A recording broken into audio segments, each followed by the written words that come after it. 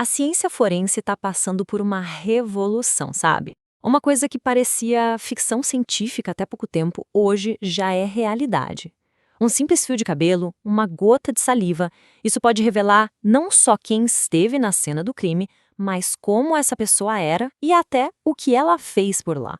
Vamos mergulhar em como isso tudo é possível. Pois é, a pergunta central é essa. A análise forense deixou para trás a ideia de ser só uma correspondência de DNA, tipo bate ou não bate. Agora a gente está decodificando um perfil completo. A cor dos olhos, a ancestralidade e até a hora em que aquele vestígio foi deixado para trás. É um nível de detalhe surreal. E essa revolução toda tem uma base científica muito sólida. A nossa análise de hoje, por exemplo, é baseada num artigo da Nature Reviews Genetics que explica direitinho como as tecnologias ômicas estão virando jogo na investigação. Para simplificar, pensa em ômica como o estudo completo de um conjunto de moléculas, tipo o genoma para os genes, o epigenoma para modificações nesses genes e por aí vai. É uma visão panorâmica, sabe, completa da nossa biologia. Ok, para a gente entender essa transformação, vamos seguir um roteiro com 5 passos. Primeiro, a gente fala sobre essa tal de revolução ômica. Depois, a gente vê como ela ajuda a responder à pergunta clássica: quem esteve aqui? Em seguida, como a genética pode literalmente desenhar um retrato falado. Também vamos ver como reconstruir a cena do crime e, por fim, dar aquela espiada no futuro da ciência forense. Bom, vamos começar pela base dessa revolução. Antigamente, a genética forense olhava para alguns pontos bem específicos do nosso DNA, sabe? Era como se lesse só algumas palavras num livro inteiro. Hoje, com o sequenciamento de genomas completos, a gente está lendo o livro de capa a capa. É um salto gigantesco de alguns dados para um universo de informações em cada vestígio. E essa evolução, olha, foi numa velocidade incrível. Começou lá em 1985, com as impressões digitais de DNA, depois passou para o perfil STR nos anos 90, que virou o padrão ouro, aí avançou para análises de linhagem e hoje a gente chegou no sequenciamento do genoma completo.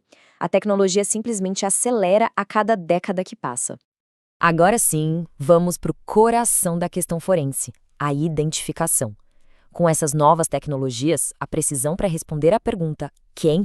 atingiu níveis que sinceramente pareciam coisa de filme de ficção científica há algumas décadas.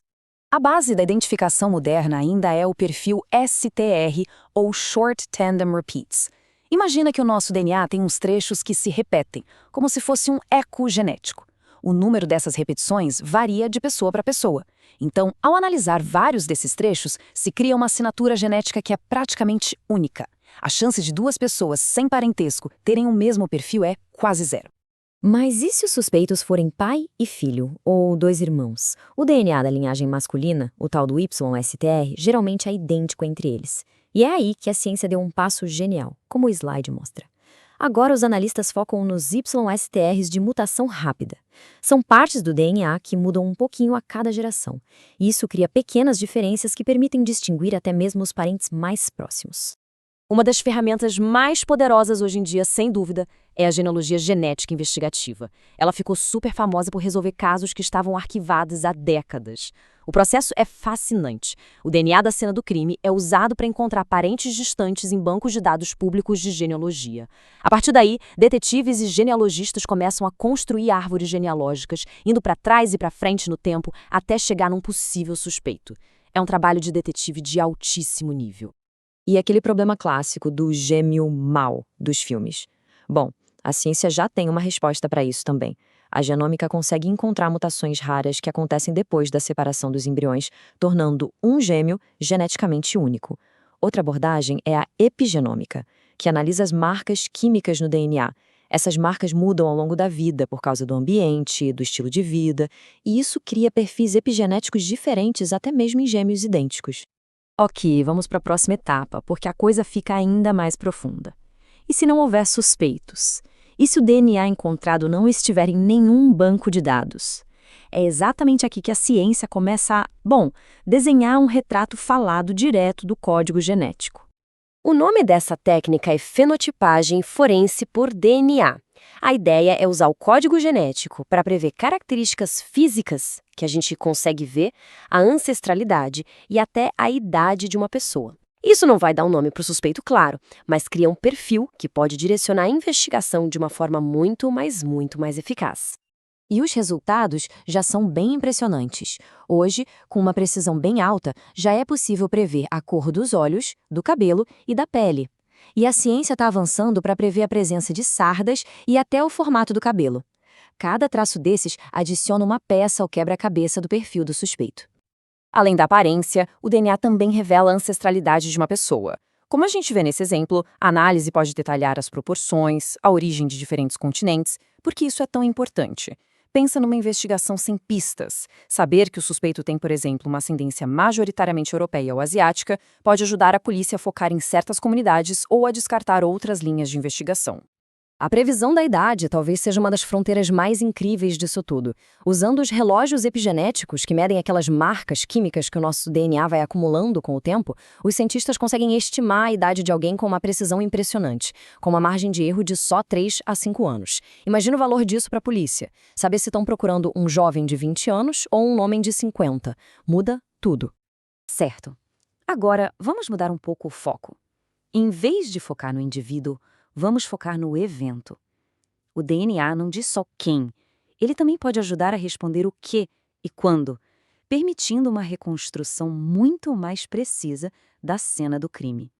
O segredo aqui é o seguinte: embora todas as nossas células tenham o mesmo livro de receitas, que é o DNA, cada tipo de célula lê um capítulo diferente desse livro. Uma célula da pele usa receitas diferentes de uma célula de sangue. O RNA mensageiro, ou mRNA, é basicamente a cópia da receita que está sendo usada naquele momento. Então, ao analisar o mRNA num vestígio, os cientistas sabem exatamente de qual tecido ele veio. E o que isso quer dizer na prática? Que os cientistas podem diferenciar com certeza se uma mancha é sangue, saliva, sêmen ou pele. E isso é fundamental, porque pensa bem, encontrar o DNA de alguém na pele de uma vítima é uma coisa. Agora, encontrar na forma de saliva ou sêmen conta uma história completamente diferente sobre o tipo de interação que aconteceu ali. E a pergunta quando? Os cientistas estão desenvolvendo métodos para estimar há quanto tempo um vestígio foi deixado no local, analisando a taxa de degradação do RNA. Outra abordagem fascinante é analisar biomarcadores circadianos, que são marcadores que mudam ao longo do nosso ciclo de 24 horas para determinar a hora do dia em que a amostra foi depositada. É um verdadeiro álibi molecular. Bom, chegamos na nossa última parte. E agora? Para onde tudo isso está indo? Se o que a gente viu até aqui já é impressionante, o futuro promete uma integração ainda mais profunda de diferentes campos da biologia. O autor do artigo que a gente usou como base, Manfred Kayser, resume o futuro em uma expressão, multi-ômica. A ideia é combinar tudo que a gente já viu, a análise do DNA, do RNA, com o estudo das proteínas, dos metabólitos e de outras moléculas. É a união de todas as pistas biológicas para criar o retrato mais completo e preciso que a ciência pode oferecer. Olha, não há dúvida que essa tecnologia é incrivelmente poderosa para resolver crimes e trazer justiça para as vítimas. Mas com tanto poder, vem uma responsabilidade enorme. Essa capacidade de extrair informações tão íntimas de um simples vestígio de DNA levanta questões éticas muito importantes sobre privacidade, sobre consentimento, sobre o uso de dados genéticos. É um debate que a sociedade como um todo precisa ter. O que a gente viu aqui é só a ponta do iceberg de um campo absolutamente fascinante. Toda essa nossa análise foi baseada na fonte que mencionamos lá no começo, o artigo da Nature Reviews Genetics. Para quem quiser se aprofundar e explorar cada detalhe, o link para o artigo completo está aqui na descrição. E se você também acredita que é importante decodificar temas complexos como este, junte-se a nós. Inscreva-se no canal e compartilhe essa análise para que o conhecimento científico chegue cada vez mais longe. Muito obrigado e até a próxima!